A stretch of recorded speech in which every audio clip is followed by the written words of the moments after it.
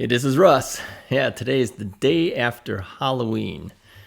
Yeah, we only had like 43 kids come through. Now, to some people, 43 kids seems like a lot of kids that are coming through, but you have to understand that in our area, we usually get about 140 kids.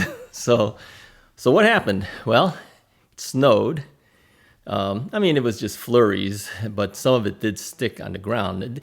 It didn't seem to stick on the street or the sidewalks, but it did stick on the grass, okay?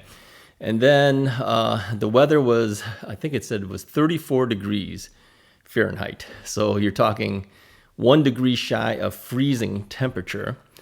And we had some decent wind going on at the same time. And of course, some of the snow as it was coming down is kind of wet as well. So I guess to get 43 kids was actually pretty good. Yeah, anyway, we were all prepared for at least 140 something kids, but we had purchased these things in advance. So obviously we now have a lot of things to give away or to eat for ourselves. So what did we give? Okay, so let me tell you real quickly. We didn't give candy. We gave granola bars. Yeah. Went to Costco and bought some Nature Valley granola bars. My wife told me that on the vending machine, she saw the same granola bars going for about $1.50 each. I'm going, you got to be kidding me. You know, when you buy it at Costco in the big boxes, it's a lot less than that. So anyway, only 43 kids. So how many people did you have coming through? I was kind of surprised to see parents. All of them came with parents along with them.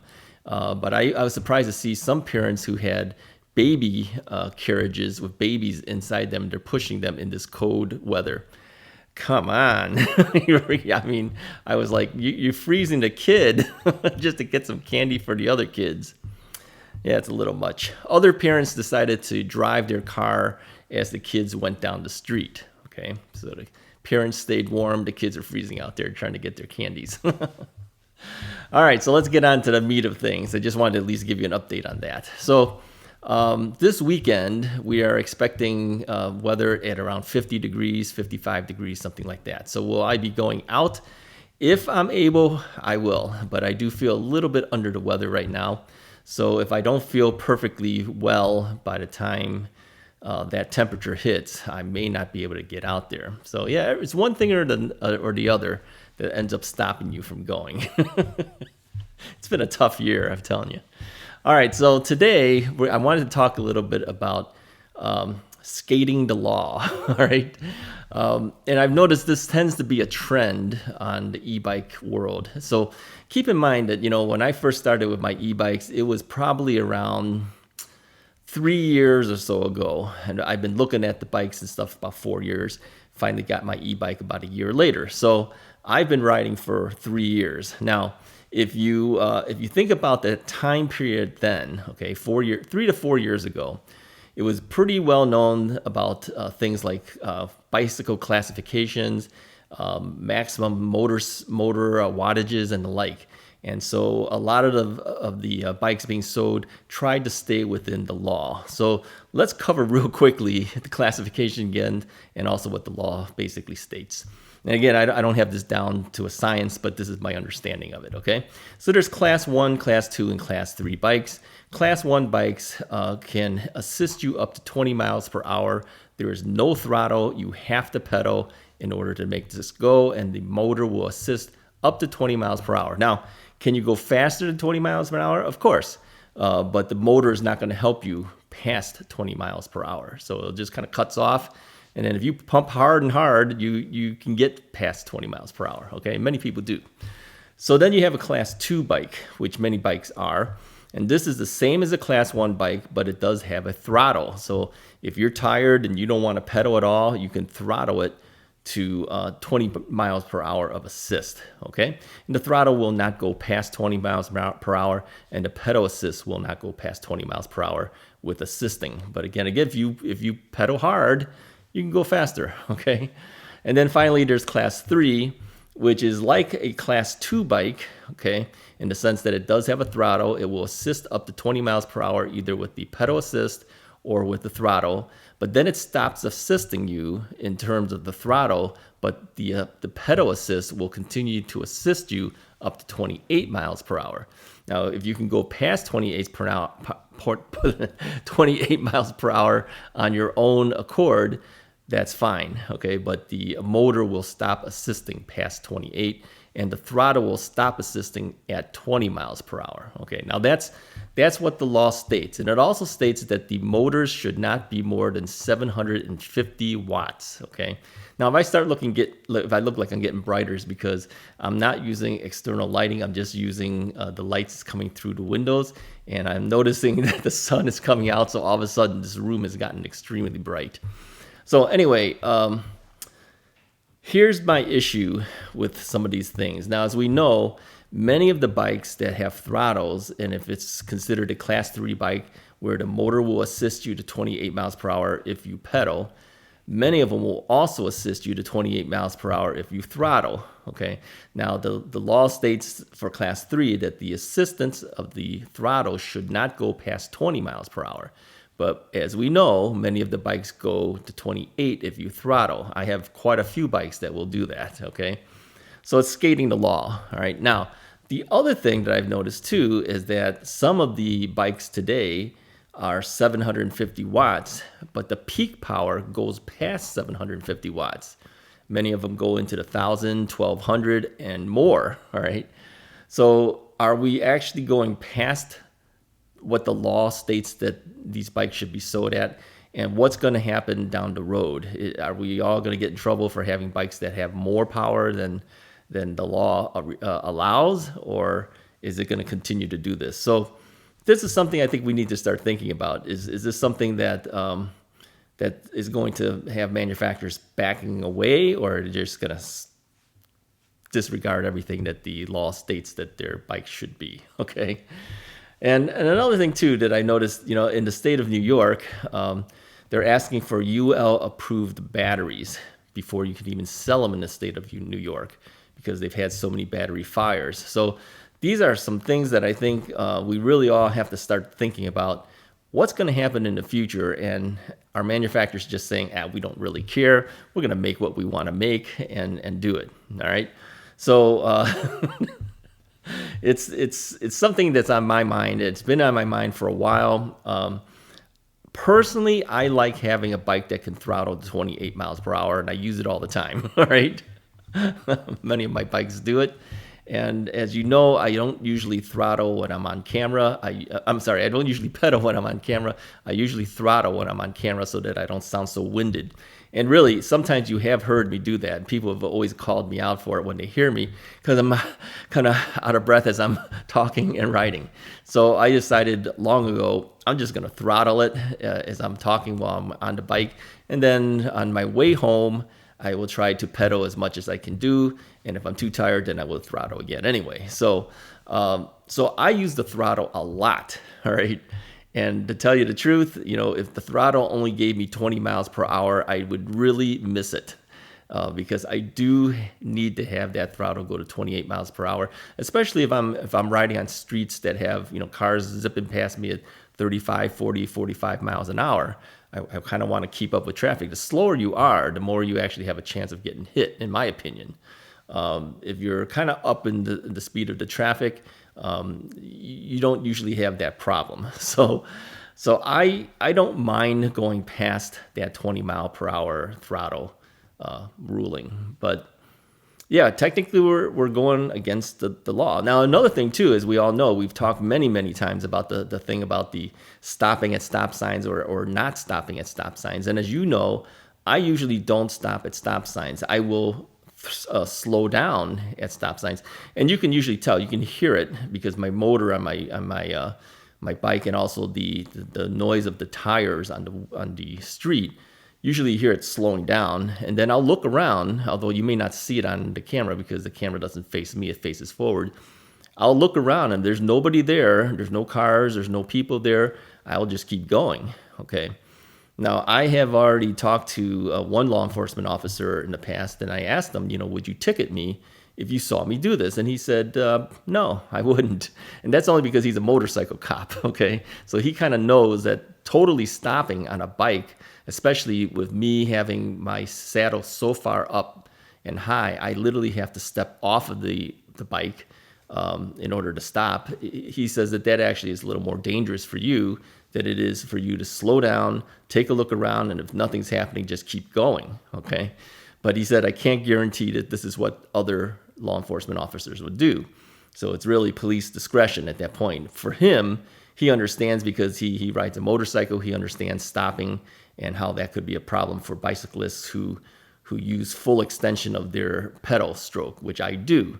Now, many other people like to sit lower on their bikes, where when they're sitting on the saddle, they can keep their feet on the ground. I don't do that because I want full extension, which helps my knee out better. People have said, you got a bad knee, you need to lower it. It's actually not true. It's tougher for the knee to try to pedal a decent pedal stroke when you're bent up. You're better off to have a little closer to full extension, not quite, slightly bent, almost close to full extension when you do the downstroke, okay? So for me, I've ridden bikes pretty much all my life until my knees started having problems.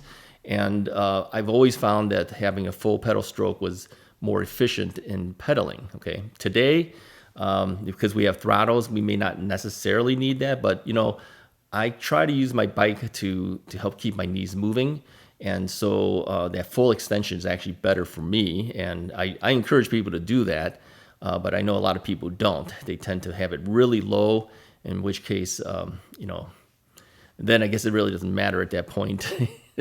If as far as stopping, you're still seated. But if you got the full extension, if you stop, you literally have to hop off that bike a little bit. You step down from the pedals and just straddle the bike, and then step back up onto the saddle, onto the pedal, so that you sit on the saddle at that point. That takes time. So I personally don't like to do a full stop. I'd rather slow down, look real quickly, and if there's nobody there, just keep going. Again, we skate the law if we do that. And so the question is really, should some type of legislation happen in every state to allow us to kind of do that? I know that Idaho has the Idaho stop, where they usually look at stop signs more as yield signs. They do exactly what I do. Slow down, they take a look. If there's nobody there, go. All right. So I think more states need to adopt that. But again, I can see that many riders will abuse it as well. So it's really up to the individual. But the question is what do we do in terms of the law? I mean, are we skating the law by doing all these things? And yeah, we are. But is it actually safer for us? And I think it actually is safer for us if we just used it as a yield sign and continue to use it properly as a yield sign, okay? Not just as an excuse to go past the thing. Now, stop lights, I fully stop, okay? I don't go past stop lights. But stop signs, I do look and keep going, okay? All right, so that's basically I wanted to have you think about. What is your feeling on this whole issue about motors that are past 750 watts? I mean, if peak power goes past it, that's one thing, but should the motor be rated higher than 750? Okay, and I think if you do that, then you're definitely not following what the law is. If you're 750 and you peak higher, that's one story. But if you're 1200 watts to start, and then you peak at say 2000, I don't know, I'm just making it up. Is that really right to do? And do you care, right? I mean, some people probably don't care. They just say, I don't care what the law states. I want my speed, all right? So what is your feeling on that? For me personally, I prefer to have a full 750 watt motor with a peak that goes to 1,000, 1,200 watts is fine, because I know that's temporary. If I need a little bit more speed to get going, it's going to jump it up right away, and then it'll average back down to 750. At least that's what I hope it will do.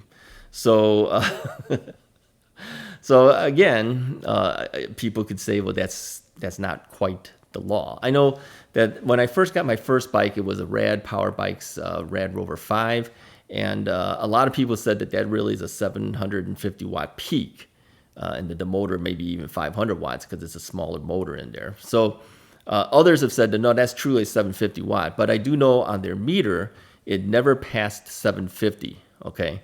It actually measures the wattage of what's being used, and it never passed 750, okay? So technically that bike, when it said it was a class 2 bike, as long as you didn't unlock it in the menu, it was a true class 2 bike. It would not go past 20 miles per hour, and the wattage never went past 750, even on its highest abilities, okay? So are they correct? And technically by the law, yeah, they are correct. But many have looked at it and said, well, that bike is too slow. You need something more powerful, okay? And then when I got my Magicycle Cruiser, which is the second bike I got, it didn't do that. It was 750 watts, and it would peak probably, I don't know, 1,000, 1,100 watts, something like that. I don't think the meter ever showed it past 999. I think that's just the limitation of the meter. But I had a feeling it went higher than that, because that thing will go up to 28 miles per hour. I mean, if you unlock it, that thing just goes quick. So so when I got used to that bike, I said, wow, the Rad Rover 5 just doesn't seem to have as much speed, and it just doesn't seem to have the ability to go faster. Now, that bike also had the ability to be unlocked, and I unlocked it to go to 25 miles per hour. I think I only got it to 24, although, but